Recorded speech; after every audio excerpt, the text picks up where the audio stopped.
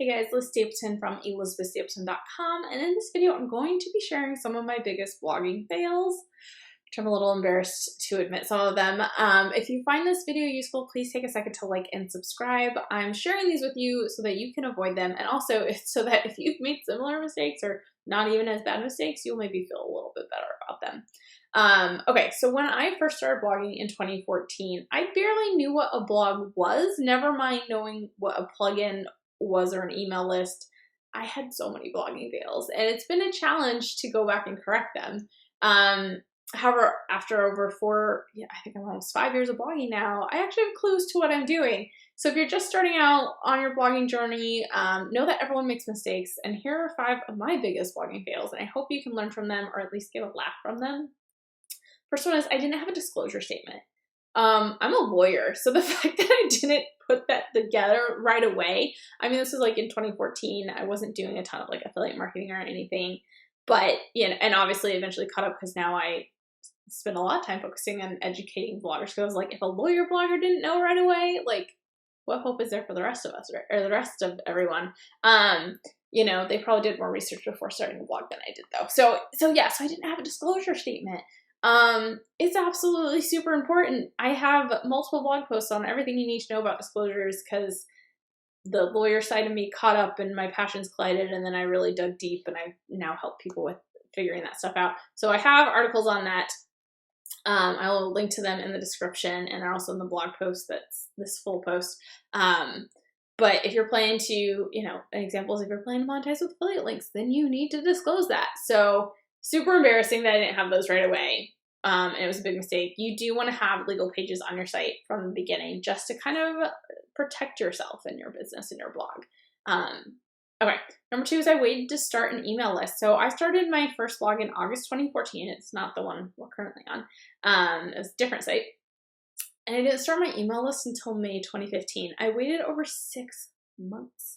And I know starting an email list when you're just starting out and you're pretty sure the only people reading are like your friends and your mom may seem unnecessary. However, you don't want to miss out on being able to build a community and the opportunity to communicate with your tribe. So start an email list.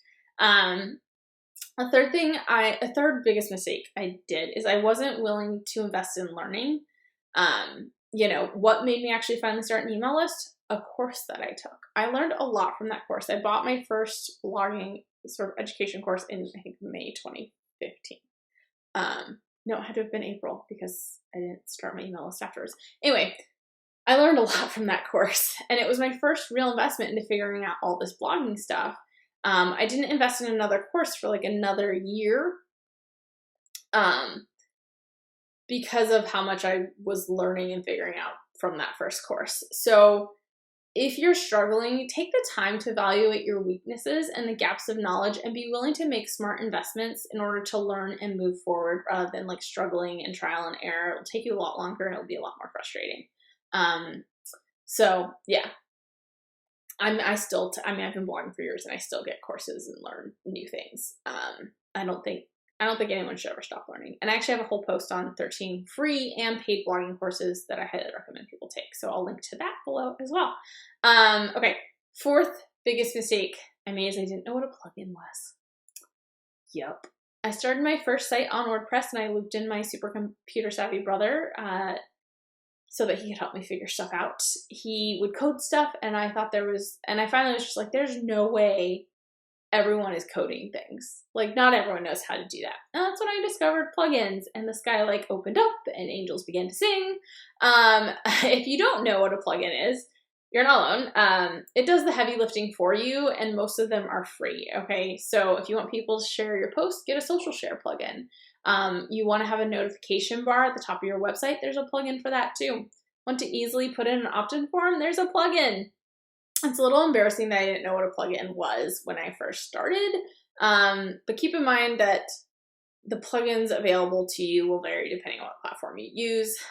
If you have a WordPress site, then I have a post on the 9 best kick-ass WordPress plugins for a smooth site because you don't want to have tons of plugins. So keep that minimal. All right, And the fifth biggest mistake I made is I tried to do everything myself, writing blog posts, scheduling social media, content planning, following up with others, networking. And that's all just for my blog, never mind what was developing into my freelance business. There are either tools that can automate things for you, or you can hire it out. You can outsource to like a virtual assistant, a VA. And I know it's hard to pay for something that you could do yourself. But if you can earn more money in the time that it would take for you to do it, and you can outsource it for less than the money you'll earn, and they can do it at least 80% as well, then it's worth it to outsource. Okay. And then a bonus blogging failure tech edition is I've had some tech failures, like real bad. One of them was new blog posts wouldn't show up for 6 weeks. So in early 2017, so this was like 2.5 years after I'd been blogging, I was like, kind of thought I knew my shit. My new blog posts weren't showing up on my blog page.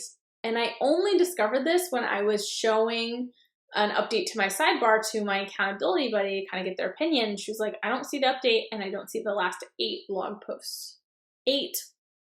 Yeah, turns out my cache wasn't clearing. And fortunately, Grayson from iMark Interactive, which is my WordPress guru that I hire for like a monthly service, was able to figure it out and fix it very quickly. Another big tech failure is I tried to code something and I completely took my site down. It was just one simple thing I was trying to do. I thought I had the code down. I thought I had figured out where I needed to put the code. I put it in and my entire site came down. I actually had to reach out to my hosting provider to fix it.